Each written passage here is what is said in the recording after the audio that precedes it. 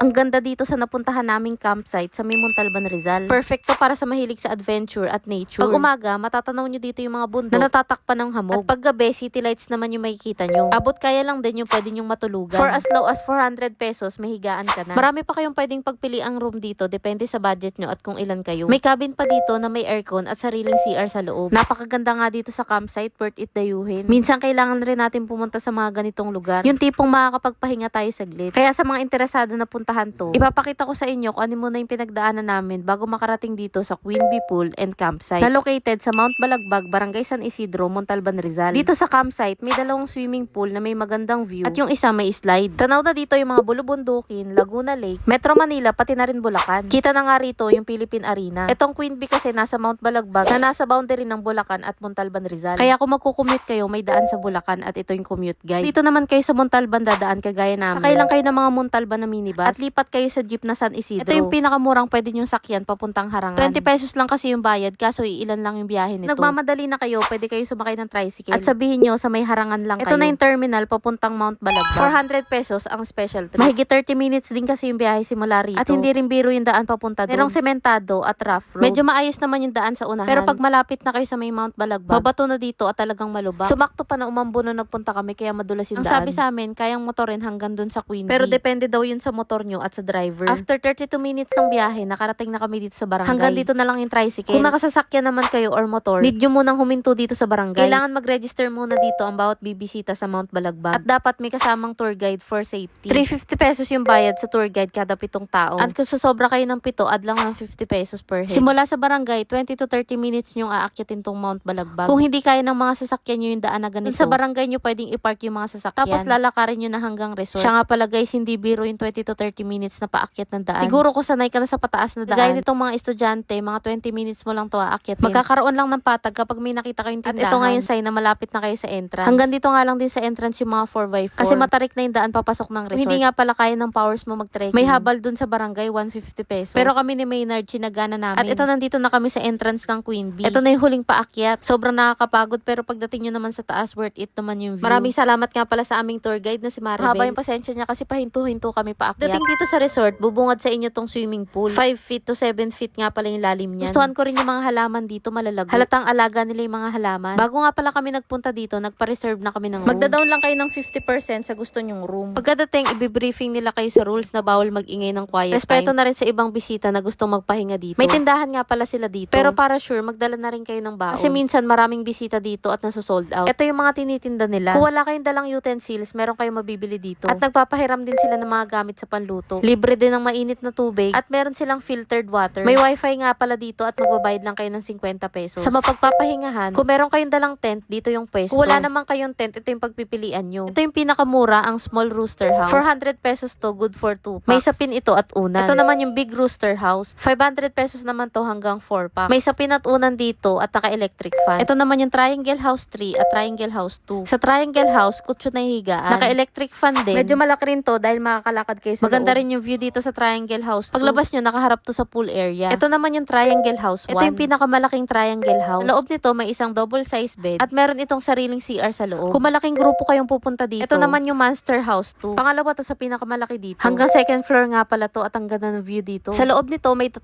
double size bed. Ang presko nga dito, napakahangin. Ang dami rin kasing bintana at pag nakaupo nga kayo sa kama, ayan yung matatanaw nyo. Napakaganda nga tumambay dito. Sakto may lamesa at upuan pa dito sa balcony. Malapit nga lang pala to dito sa may lutuan. Magbabayad nga lang pala kayo ng 200 pesos para anliluto na. Nasa tabi lang din ito yung common CR. Sunod, ito naman yung pinakamalaki sa lahat. Ang Monster House 1. Kaya nito hanggang 25 packs. May sarili itong kitchen, CR, tapos hanggang 3rd floor to. Sa 2nd floor, may lamesa at upuan. At nandito nga yung pinakamaraming bed. Tingnan nyo naman, 8 perasong kutsyon yan. Marami ding bintana dito kaya presko sa loob. Akyat naman tayo dito sa pinakataas. Sa lahat ng room, ito may pinakamagandang view. May 4 na bed dito at open nga to. Dito nga sa higaan, tanaw nyo dito yung Metro Manila. Kung gusto nyo namang may aircon, meron ditong 2 cabin. Ito yung cabin 1 and 2. Hanggang 5 packs yung kaya nito. Malaki rin yung loob pagpasok nyo. At meron itong isang double size bed. Ang maganda rin dito, meron to sariling CR sa loob. Sa harap ng cabin, may lamesa at upuan na pwede nyong tambayan. Nasa may harap nga pala ng swimming pool na may slide. At malapit lang din to sa kitchen. Aakyat lang ng konti, kaya kung may dala kayo lulutuin, madali lang dalhin dito. Buti na lang may mga gamit sila sa kusina dito. Kaya less bit-bitin na. Kung hindi naman kayo magluluto, may mabibilihan naman dito ng merienda. At ito nga sa taas ng bundok may balot at penoy. At meron din ditong tindang burger. Ang sarap nga mag food trip dito pag gabi. gabi. Tapos magkakape kayo, ayan yung view. 22 hours stay nga pala yung pinili namin dito. 5 PM yung check-in at 3 PM yung check-out kinabukasan. May isa pang option sa 22 hours stay. 10 AM yung check-in at 8 AM yung check-out. Kung hindi nyo kaya yung 22 hours stay, pwede kayong mag-day tour dito or overnight. At ito ang entrance fee. Yung mga hiniram nyo nga palang gamit, ibabalik nyo ng kompleto at malinis. Mag-iiwan kasi kayo ng ID bago ipahiram to sa inyo. Grabe, nakakabitin yung 22 hours stay namin dito. Sa susunod, hindi lang isang araw yung pagstay namin dito. Ang worth it nito kasi ang mura na. Makakapag-relax ka pa. Pag uwi nga pala, hinatid kami nitong mga stray dogs. Mas madali na nga pala yung pagbaba ng bundok. Kung 30 minutes namin inakyat to, nung pababa, 20 minutes na lang dito sa sakayan ng tricycle. Simula dito hanggang Harangan, 350 pesos yung bayad. At same lang din yung tinagal na biyahe namin na 32 minutes. At dito nila kayo ulit ihahatid sa may terminal. Simula dito, may mga pasakayan na pakubaw. Kaya guys, kung nakatulong tong vlog namin sa inyo, huwag nyo kalimutang mag-follow kasi marami pa kaming isi-share sa inyo na adventure. Sana guys, makadayo rin kayo dito sa Queen Bee Pool and Campsite. Napakaganda dito at mababait ang staff. Balita ko nga yung mga tauhan dito, mga lokal dito sa Mount Balagbag. Kaya malaking tulong tong resort sa mga lokal dito. Kaya guys, sana suportahan nyo rin tong Queen Bee Pool and Campsite. At mag-book na rin kayo, mag-message lang kayo sa kanilang Facebook page. Maraming salamat nga pala sa nakarating hanggang dulo nitong video. Sana hindi nasayang yung 6 minutes ng buhay nyo. Yun lang, maraming salamat sa panonood. Bye!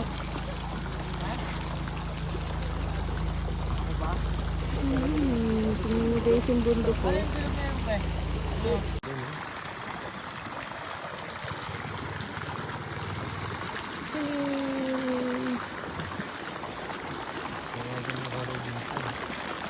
Nasa taas tayo yung bundok ko.